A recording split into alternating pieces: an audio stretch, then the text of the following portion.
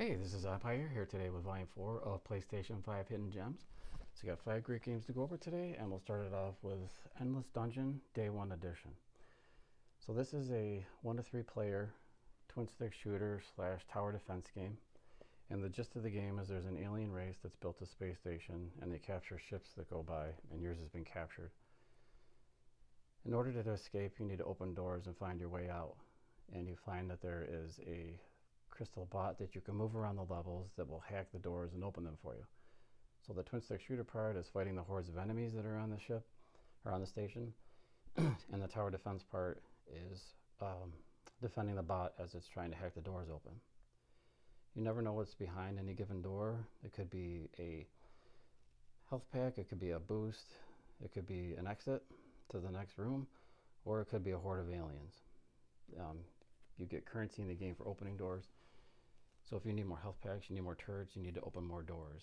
And it's like a risk-reward system for that.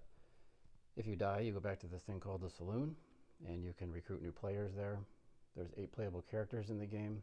There's 4 main alien races with 30 variations. So a lot of nice variation going on. Highly recommend this game. It's a nice blend of 2 genres that work well together. So you can check out the trailer for Endless Dungeon. We're stuck in this wreck until everybody learns the rules. Yep, all of them. Rule number 1. Certain weapons work better on certain monsters. Learn it or die. Oh, option B then. Rule number 2. Use turrets to protect that unstable dust bomb we call the crystal. Because it's their catnip. And if it goes, you go. Yep, just like that. Rule number 3. Watch your squad. Even if you've got the guns, the turrets, and the crystal, you can't do everything by yourself. If you fight alone, you die alone.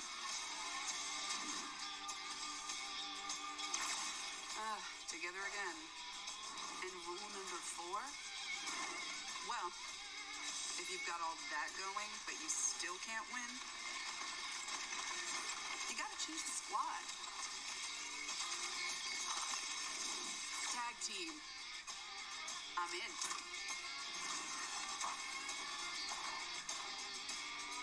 Alright, our next game is a 2D point-and-click adventure called Return to Monkey Island. And I don't know if they underestimated the amount that they would sell these, but this game is becoming more and more hard to find. I think it's about $30 or $40 right now, but I really think it's going to be a hard to find game. And it's a really good game. Highly recommend this. I don't do a lot of point-and-click adventures, but this one's really good. This game takes place right after the end of the first game, but don't let that deter you. If you're a newcomer to this series, it's fine. You don't have to have played the first game. But this introduces a new art style. It's more modern look. The first one was more cartoon looking. It also has new characters and new locations.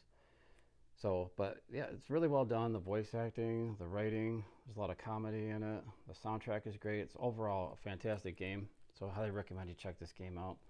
Return to Monkey Island.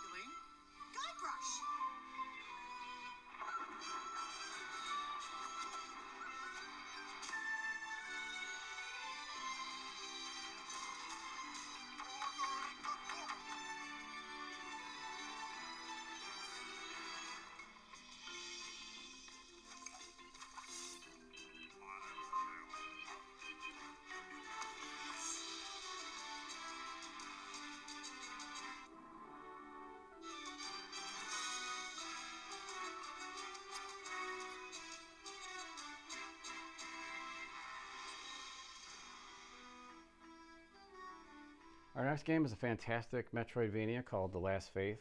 This is a big box edition. You can also just get the game itself.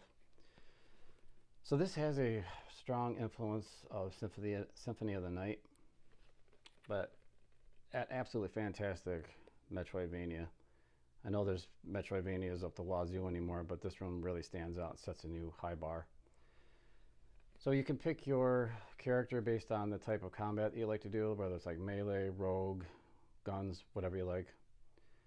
Um, Combat is a lot of fun, and on the defensive side, you've got like dodge, parry, there's shields. Just fantastic. The artwork is amazing. The soundtrack's really good. So if you like Metroidvanias at all, highly recommend The Last Faith. Your new existence, and so it is written. The path you have taken has led to this moment, this honor. Welcome home, Eric.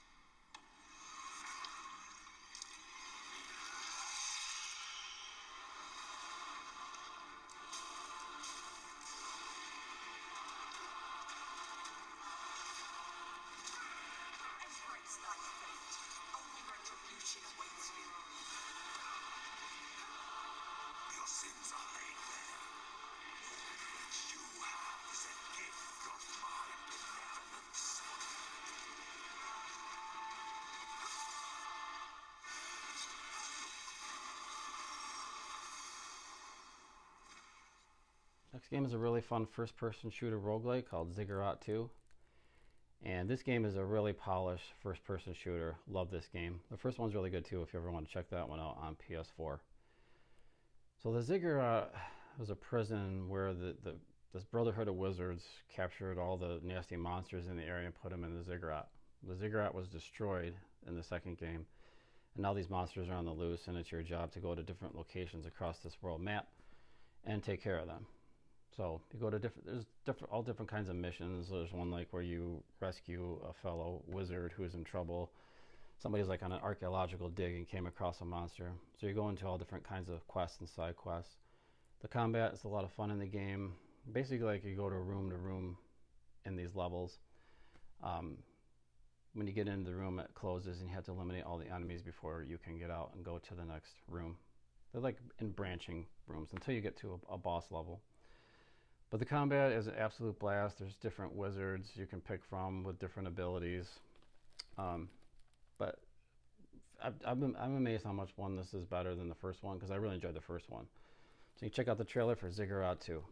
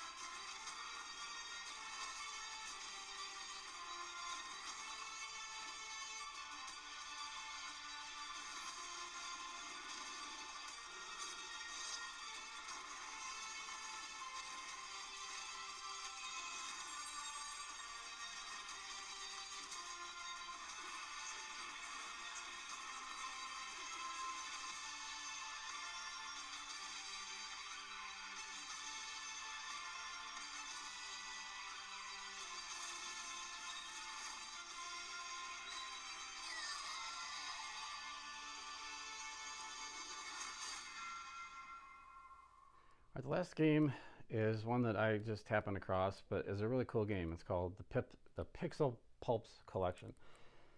So the Pixel Pulps, it's based on back in like the late 1800s, early 1900s, there were these publications that would come out, and they were done on pulp paper, and they were basically like a kind of early kind of comic books. They have a story, and they would have pixel art in them, and so this is what this is based off of. It has 3 different stories. One's based on Mothman, one's based on vampire, and then the other one's based on a cult. And so basically, you know, you read the story, and there's narration that goes on in the game, and there's really cool pixel art in it. Some are stills, some are animated that go along directly with what you're reading. And you'll make decisions in the game that affect the direction of the story. There's basically like some quick time-ish kind of events, and there's also mini games you play in the game. You can die in the game, but basically you just go back to the point where you died and just make the decisions to progress the story. I'm not into visual novels too much, but these are a lot of fun. I really enjoyed these, and it's a nice game to throw in the mix when you want to just want to play something different. It'd probably take you 8 to 10 hours to play all 3 of these stories, but just something really cool and different to check out. So here's the trailer for Pixel Pulp.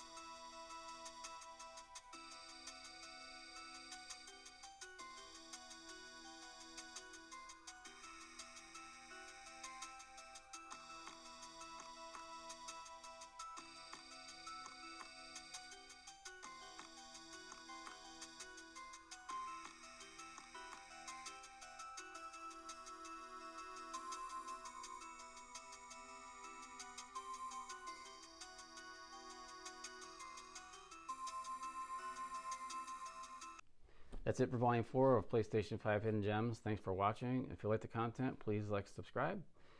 If you want to see some other episodes of PlayStation 5 Hidden Gems, got them up on my channel, as well as a whole bunch of Nintendo Switch Hidden Gems. So until the next one, take care. I'm out of here.